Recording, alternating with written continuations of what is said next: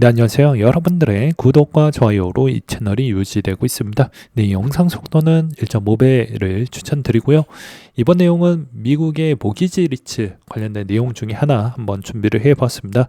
미국 리츠에서도 이제 아무래도 되게 배당주를 좋아하시는 분들은 필연적으로 이 리츠 상품 어느 정도 세팅을 해야 평균 배당률 추이를 어느 정도 맞출 수가 있을 것 같은데요. 그래서 싫던 좋던 간에 좀 공부를 해 두실 필요성이 있다라고 보시면 될 것 같습니다.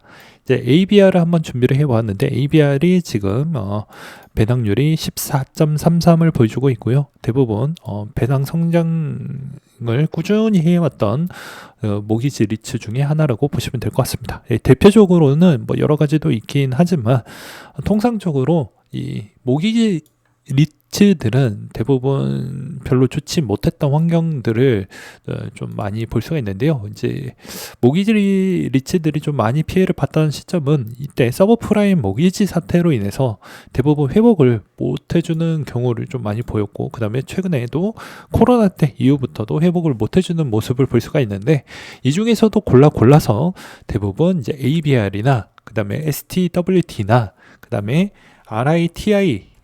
RITM 정도가 어느 정도 여기에서도 대표적으로 잘 버티고 있는 형태라고 보시면 될 것 같습니다.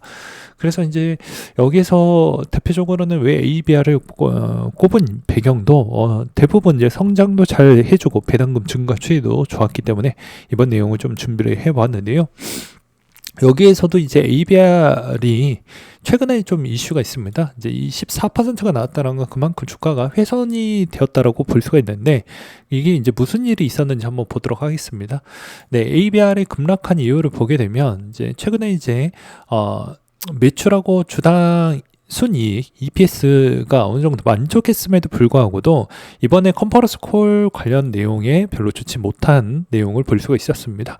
근데 이게 지금의 이제 모기지 리츠들의 좀 요 몇 년 동안은 아마도 제 생각이 맞다고 하면 주당 순이익과 매출을 못 맞추고 가는 게, 아니면 대부분 예측 추이에 거의 약간 미스 나는 게 좀 정상적 추이라고 저는 생각이 듭니다. 뒤에 가서 설명을 드리도록 하겠는데요.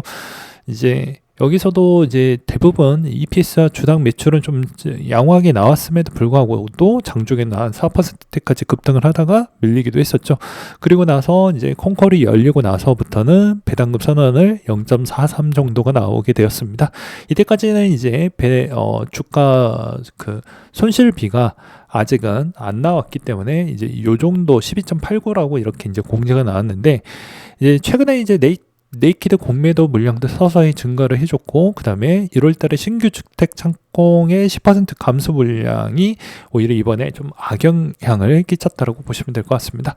그래서 이제 기존 주택 재고가 계속 공급이 많이 되어가고 있기 때문에, 특히나 남부 지역이 좀 공급이 많이 되어가고 있는 형태이다 보니까 아무래도 이제 전체적으로 대출을 받으려고 하는 그런 좋은 환경적 여건은 좀 아니지 않겠냐라는 이야기가 좀 많이 있었고요. 그리고 JP모건에서도 마찬가지로 이제 ABR이 주로 사용하는 비즈니스 구도가 이제 CLO 부분인데요. 이 CLO 부분에 따른 측면을 좀 간단하게 설명을 하고 넘어가게 된다고 하면요. 이 다세대 단독주택 임대 부동산에 대출 발행을 해주고 대출 서비스를 해준다라고 보시면 될 것 같습니다.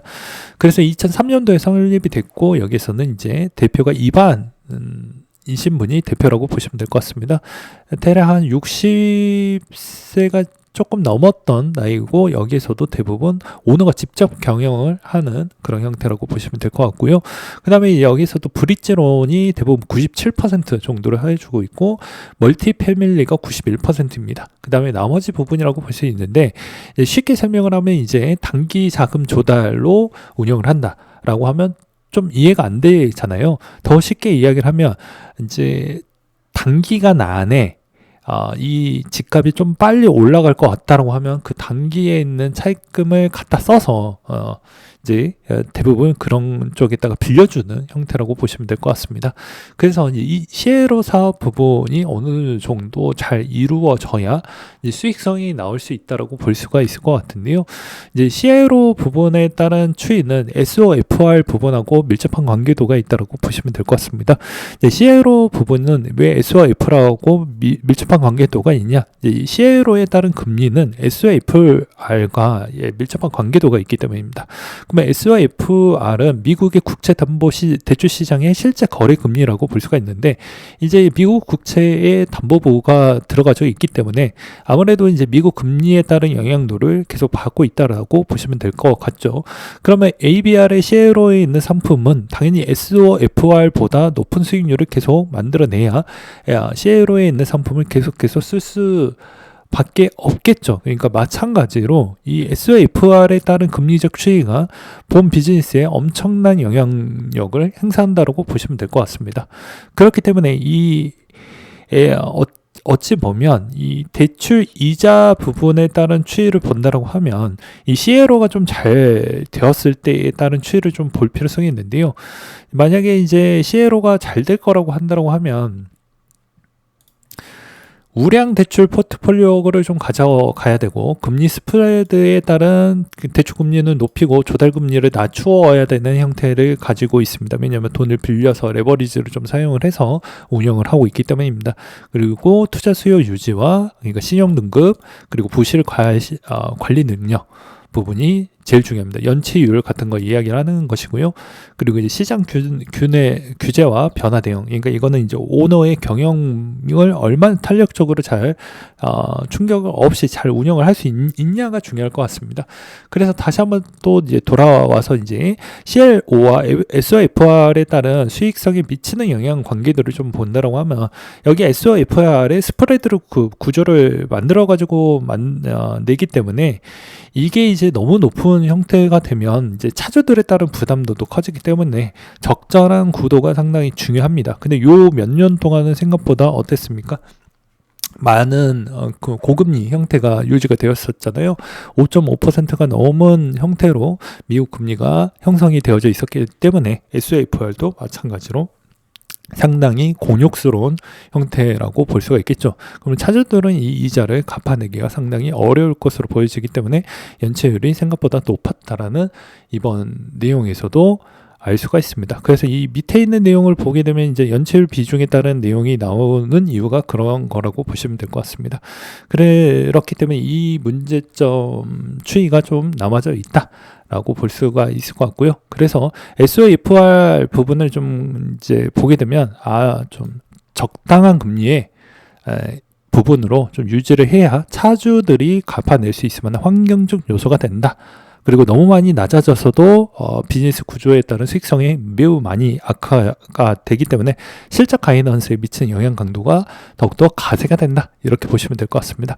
그래서 이 SOFR이 기본값으로 어느 정도는 좀 알고 계시는 게 좀 도움이 많이 된다라고 저는 말씀을 드릴 수가 있을 것 같아요. 그래서 현 시점에서는 당연히 10년물 금리 추이가 조금 더 내려와 주는 게 좀 충격적으로 내려가는 게 아니고 점진적으로 좀 내려가는 추이가 나와야 된다라고 계속 이반 대표는 계속해서 이야기를 재작년 때부터 계속 이야기를 해주고 있는 실정입니다. 왜냐하면 연체율이 계속 이제 회복을 못해주고 점진적으로 높아지고 있는 모습을 볼 수가 있었기 때문입니다. 그리고 60일 이상 연체 대출도 상당히 높아지고 있는 모습을 볼 수가 있기 때문입니다.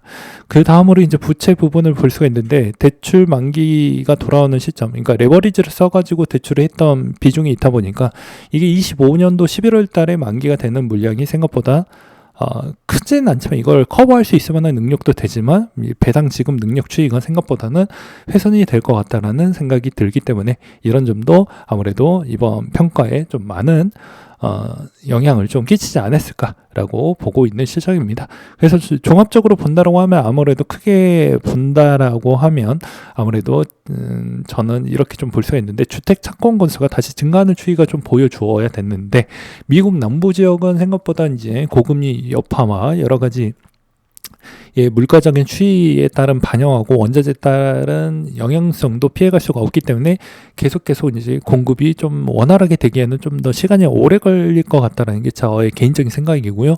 그 다음에 이제 미국 부분 추이에서도 임대료 가격 상승 추이가 좀 지속만 해준다고 해도 커버가 될 수 있을 정도라고 생각이 듭니다. 이 임대료 가격 상승 추이가 이제 올라간다고 하면 여기서도 이제 여기에 세입자가 이제 커버가 해준다라는 전제 조건이 또 붙게 되는 것이고요. 그 다음에 금리의 방향성 결과가 상당히 중요하다고 보여집니다. 이제 지금 추이에서도 4%, 3.5에서 4% 정도가 되었으면 좋겠다라고 컨퍼런스 콜에서도 매번 비슷한 이야기를 좀 했기 때문에 이런 좀 이야기를 드릴 수밖에 없을 것 같고, 대부분 이제 NLY, BXMT, CIM, MFA 이런 애들은 거의 마트가 갈 정도로 엄청나게 배당값을 거의 수시로 많이 했고 실적도 생각보다 별로 좋지 못했다라는 걸 여러분들은 아셔야 될 것 같습니다. 그러면 여기에서 이제 우리가 이제 이번 2분기 때 1분기 실적 발표, 그러니까 2분기 때 금리 발표가 나오고 이제 2분기 때 1분기 실적이 나오기 때문에 이 1분기에 있는 실적 추이가 어느 정도에서 멈춰줄 것이냐가 중요할 것 같습니다. 그리고 그 실적 발표 안에서에 따른 추이는 여전히 이제 이반 대표도 똑같은 이야기를 해주고 있는데요. 금리에 있는 위치에 따라서 우리가 배당금에 있는 책정 비율이 달라질 것 같다라고 이야기를 했기 때문에 이런 점을 좀 고려를 해야 된다. 그러면 여러분들은 이제 아무래도 주가에 따른 추이는 좀 고려를 한다고 해도 이제 배당금 부분이 이제 보호가 될 것이냐 안 될 것이냐가 상당히 중요할 것 같은데요. 이제 요거 이야기를 끝으로 마무리를 지어 보도록 하겠습니다. 그러면 당연히 여기에서도 저의 단순 계산으로 한번 해보았어요. 주당 EPS 가격 추이가 나왔고 그걸 최소 감소 추이를 보았을 때 이 정도에 있는 스프레드 차이가 생긴다라고 보시면 될 것 같습니다. 그러니까 크게 잡으면 25% 배당 상감, 그리고 이제 여기에서 좀 적으면 한 10%에서 12% 요 정도까지는 운영이 될 것으로 보입니다. 그러면 이제 여기에서도 대부분 예상 주당 이익도를 뽑아낸다라고 하면 이제 대략적으로 우리가 확인을 할 수 있는 건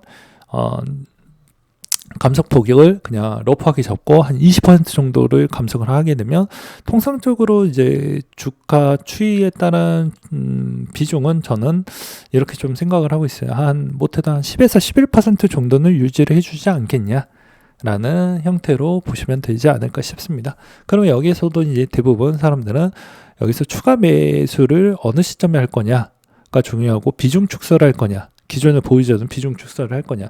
근데 제가 만약에 저도 이제 많은 비중을 가지고 있는 것 중에 하나이다 보니까 오히려 비중 축소를 먼저 한 다음에 2분기 때 좀 확인하고 늦게 들어가는 게 맞지 않을까. 비중이 많으신 분들은 그렇게 하는 게 맞을 것 같고요. 신규 부분은 비중이 얼마 안 되기 때문에 오히려 좀 더 확인하고 들어가고 아니면 어느 정도 그냥 발만 담가 놓고 대응하는 형태로 가는 게 맞지 않을까라고 저는 말씀을 드리면서 이상으로 마치도록 하겠습니다.